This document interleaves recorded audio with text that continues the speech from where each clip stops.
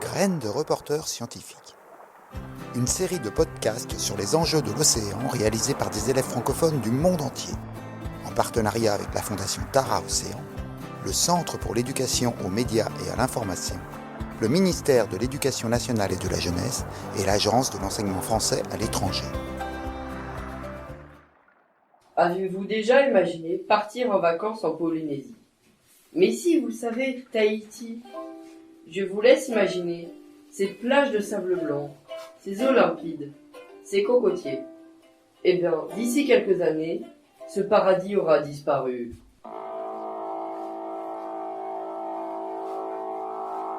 Vous voulez savoir pourquoi? Eh bien, suivez-nous, nous allons vous expliquer. Je suis avec Marie Slodowska, scientifique spécialiste des petites îles vulnérables.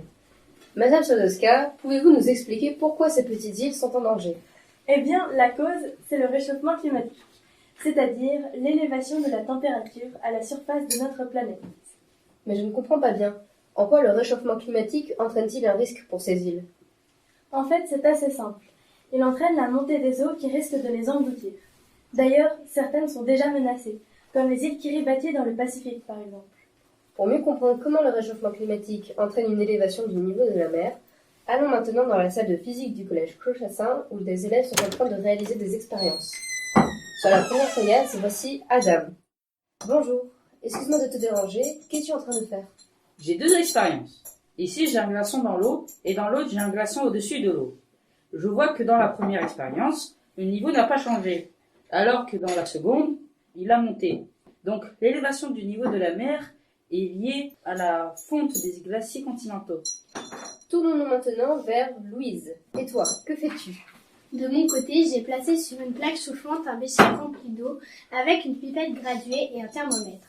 J'ai relevé la température et le volume d'eau toutes les 5 minutes. L'eau est à 20 degrés au début et au bout de quelques minutes, la température est montée à 40,5 degrés. Le volume est passé de 4 ml à 6,5 ml. C'est bien la dilatation thermique de l'eau qui entraîne l'augmentation du niveau de la mer. D'accord. Maintenant que nous connaissons les causes de l'élévation du niveau de la mer, retournons voir Madame Slodowska.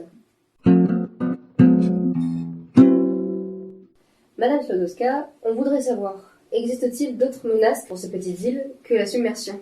Malheureusement oui. Par exemple, la diminution de l'eau douce indispensable pour l'alimentation et l'agriculture, ou bien des cyclones plus fréquents et surtout plus violents. Souvenez-vous du cyclone Irma aux Antilles qui a été d'une violence sans précédent. Toutes les îles sont-elles concernées? Toutes les îles sont menacées. Mais les premières qui vont subir cette élévation de plein fouet sont celles qui ne possèdent pas de relief, comme les îles Kiribati, mais aussi les atolls polynésiens. Ah, Monsieur May Jamison nous a rejoint. Bonjour, vous êtes spécialiste de la gestion durable des îles. Pouvez-vous nous expliquer les stratégies mises en œuvre pour protéger ces îles vulnérables? Bonjour, vous avez compris que les choses vont mal pour ces petites îles, mais tout n'est pas perdu. On peut par exemple réimplanter des mangroves. Des mangroves? Mais qu'est-ce que c'est? Ce sont des forêts côtières marécageuses des zones tropicales. Elles protègent naturellement les causes de l'érosion. On en a beaucoup coupé, c'était une erreur. Que pouvons-nous faire? Eh bien, il y a l'exemple de Wallis où 10 000 arbres ont été réimplantés, ce qui correspond à près de 2 000 hectares.